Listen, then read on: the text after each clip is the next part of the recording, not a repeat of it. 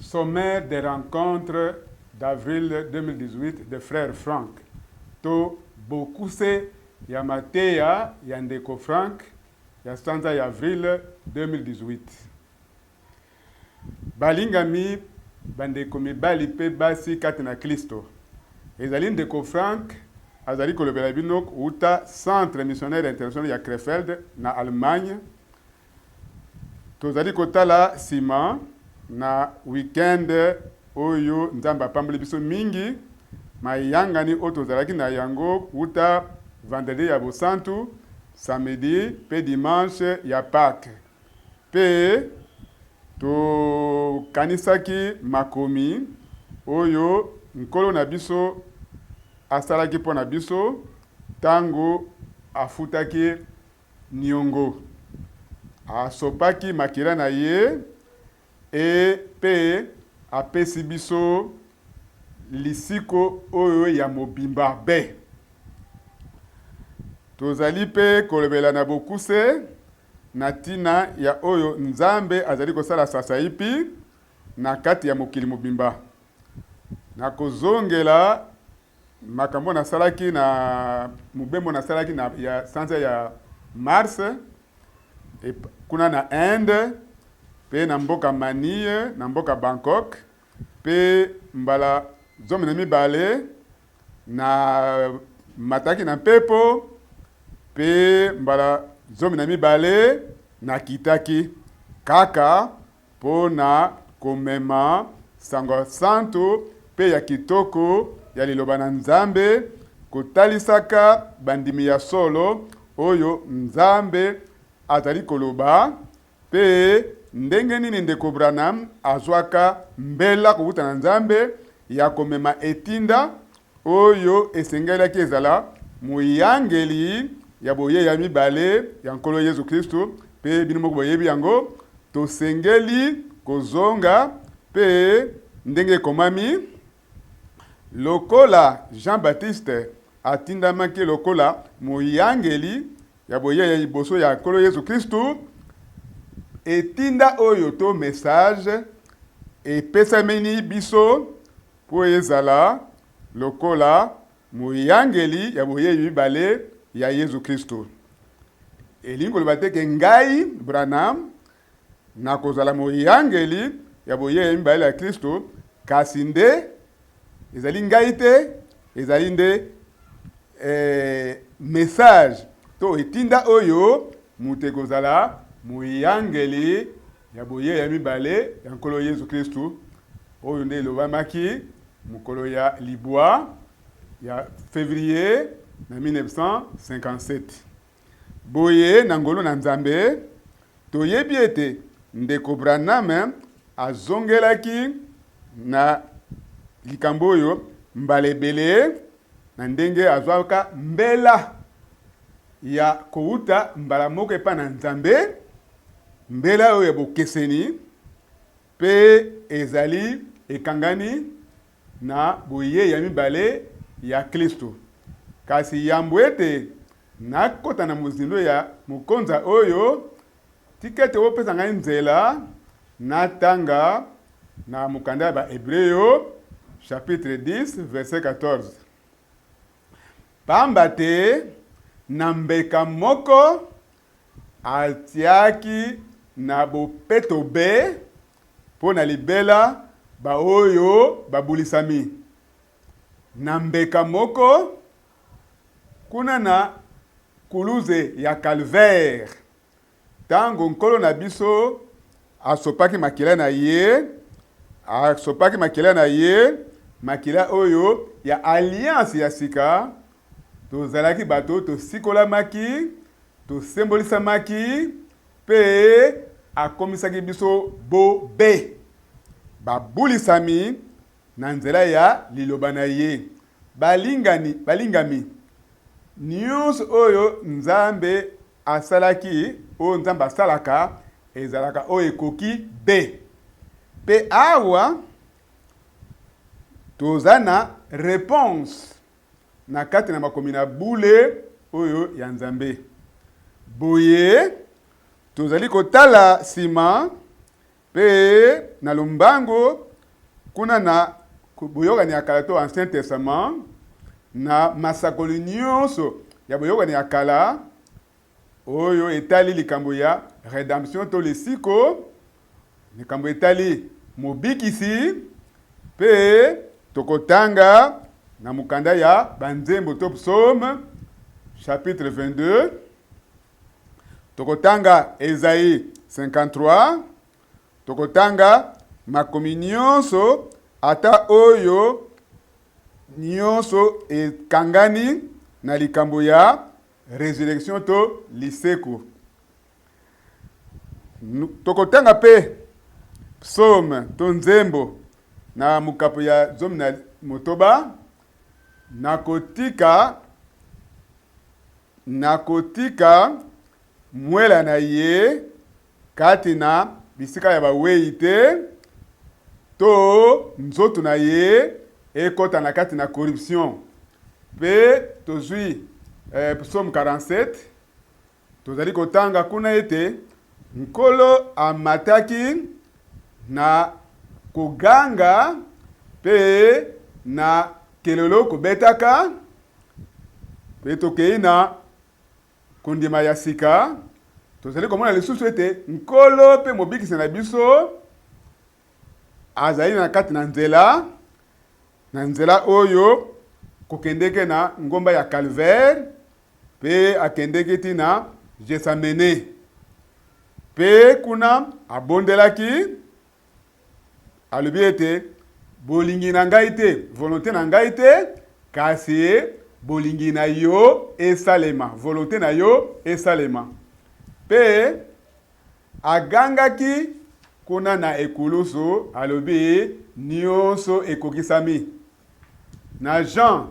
chapitre 19 pe tokokende kuna na lisiko nkolo na biso asekwaki mukolo ya misatu pe alongaki liwa alongaki lifelo alongaki lilita pe na ngolo na Nzambe tozwaki lisiko oyo ya mobimba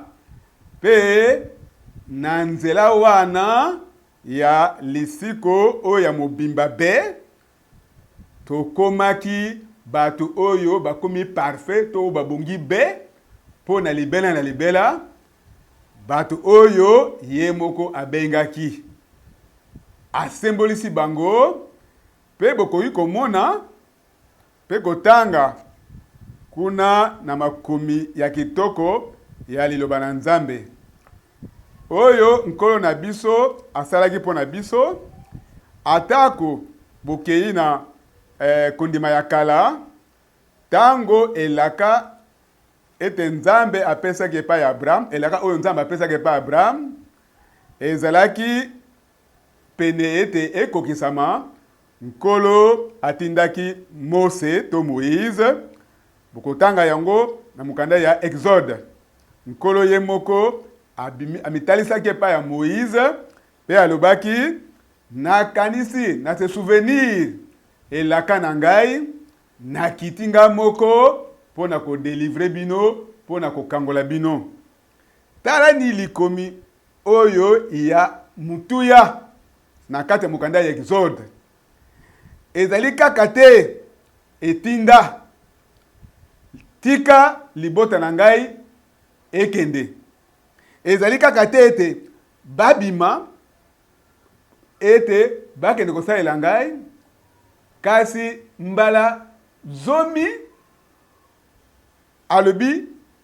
tika libota na ngai tika mwana na ngai yambo kasi ezali kaka te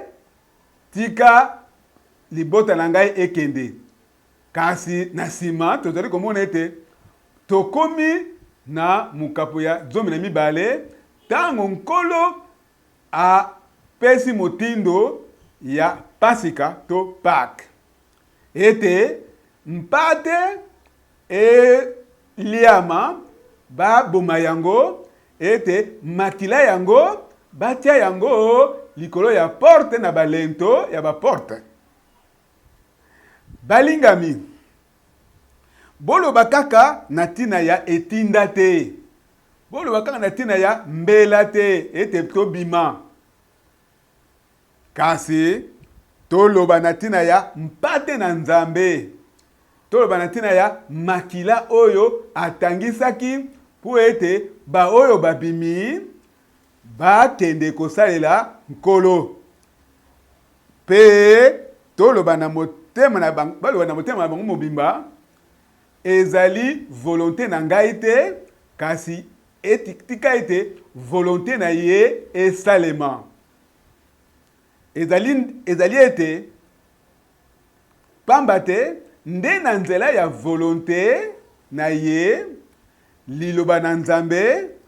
nde kuna na kati ya liloba na Nzambe tozwi liloba, nde na nzela yango liloba wana tokoki kobulisama, pe kaka nde lolenge wana nkolo akoki kotia ndanga likolo na biso. Amen. Toloba na bokuse oyo tolingi koloba, oyo tolingi koloba lelo. Na nkombo na nkolo Yesu Kristo, Nzambe asaleli ndeko Branham engebene na bilaka ya kundima ya kala, pe mingi na mukanda ya Malaki chapitre 4, nkolo na biso a confirmé yango na kundima ya sika na mukanda ya Matthieu chapitre 17 verset 11, alobi solo esengeli Eli aya nanu yambo pe a restaurer makambo nyonso biloko nyonso.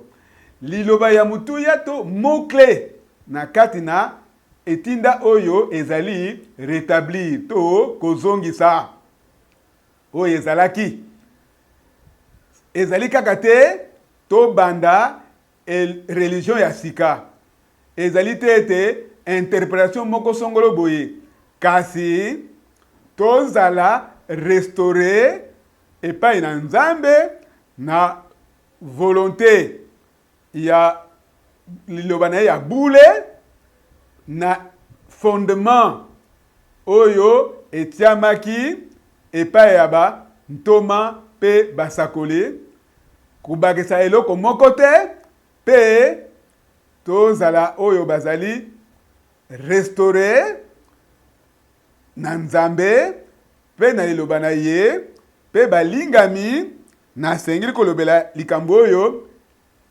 te na motema na ngai ko oyo ezali brisé, motema na yango esukisami, nasali mibembo lisusu pe komonaka ba direction ekeseni to ba programme ya bato ekeseni, pe bango nyonso bazali kolobo prophète balobaki bango nyonso bazali kosala bandimbola oya bango moko, kasi moko te azali kotosa liloba na Nzambe. Nakoki koloba nini? Nazongeli yango oyo elobamaki epai ya ndeko Branham. Nde etinda oyo bapesaki ye ezali nde etinda ya sika te, nouveau message te, kasi liloba oyo ya ebandeli la parole originale ya Nzambe, yango nde esengeli kozala restauré etiama ndenge ezalaka. Nde lolenge wana ete etinda oyo ya ebandeli kozonga epai na Nzambe, kozonga na liloba na ye, kozonga na moboku, pe kozonga na malakisi bantoma, kozonga na ba experience oyo ba ndeko na biso mibali pe basi oyo bazalaka babikaka na ebandeli, pe sima na yango tobosana ata muke te ete etinda oyo ezali tika libota na ngai ekende. Message ya lelo ezali libota na ngai bimani kati na bango, pe bokabwana elobi Yawe, pe kosimba na biloko ya mbindo te. Boye message to etinda oyo ezali clair. Kasi talani ezali tete kaka etinda kasi simanango tozali komona ete mbeka tozali komona mpate ya Nzambe pe tozo komona prédication ya apôtre Paul nalingi te ete na yeba eloko moko kati na bino soki kaka Yesu Kristu te Yesu Kristu oyo babakaki na kuruze pe akokaki koloba na bakisami na ye elongo na kuruze pe ezali ngai mutu nazali kobika te kasi nde Kristo azali kobika katikati na ngai. Soki botali zinga na bino nazali koloba kusambisa bino te kasi nazali koloba na motema na ngai ya kotutisama mutu na mutu alingi atambola na nzela na ye moko alingi bato balingi koteya ata kutu likambo ya mokonza ya calvaire te kasi balingi koloba kaka musakala lobaki pona nini balobaka te kaka oyo Bible elobi pona nini te kasi pona ngai nazali honnête pona ngai oyo prophète alobaki yango nde Bible elobi oyo Bible elobi yango nde prophète alobi soki bokomisi yango makambo mibale oyo ekeseni bozali bato oyo bozali séduit to bopengwe bozali na seya bokambami ya molimuma mabe soki bolobi na ngai ke prophète alobaki oyo to songolo alobaki songolo mpakala pe bozongi te na oyo liloba na Nzambe elobi elingi koloba ete eloko songolo ya mabe ezali kati na bino pamba te oyo prophète alobi okondima ata muke te eloko moko te oyo alobi soki yango ezwami kati na makomi oyo ekomami na lolwa na Nzambe te. Pona nini bozali kozonga te ba déclaration nyonso ya prophète kati na liloba na ye pe bobandi kotia o ya bungisaka te bozali kobosana infaillibilité ya liloba na Nzambe po ete botia sete na kati na liloba ya solo ya Nzambe oyo eyaka epai ya basakoli yango nde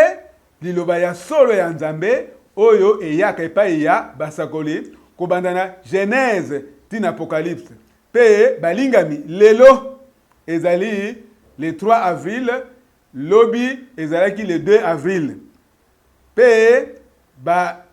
rappele ngai bato mingi na kati mabele ba komeli ngai pe ba rappele ngai balobi ndeko Frank eleki mibu tukumitano na motoba le 2 avril 1962 oyo ezalaki lendi moko boye na tongo oyokaka mungongo koyoka na boye na matoi pe mungongo oyo ekotaki penza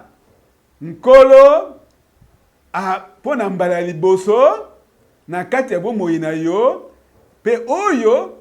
ezali penza solo ndenge liloba na Nzambe ezali solo iyo ngai frère Frank ngai ndeko Frank na yokaki mungongo koyoka na boye pe ya commandement pe oye kota ngai penza na motema mungongo ya nkolo na biso kolobaka maloba oyo mosali na ngai mon serviteur tangu na yo pona engomba oyo ekokala mingi te esili. Na kotinda yo na baengomba mosusu pona koteya liloba na ngai. Pe na mbala moko na kwei na tapi. Okoyi kososola te nini na bikaki. Nini oyo mbela to manda kuuta na Nzambe ezali. Responsabilité nini kuuta na Nzambe evandi likolo wana oyo Nzambe alobi. Nzambe oyo ya bokasi nyonso. Po ete to yoka, po ete to mema etinda ya suka. Bo ignorete, bo bosana te ete ekozala na etinda mususu te, ezala na etinda mususu te sima na oyo. Pona nini Martin Luther, to John Wesley, to John Smith, pona nini na oyo wana, na mibu oyo 500 oyo eleki bambula oyo nyonso, ata moko te azwaka mbela. Kasi message na ye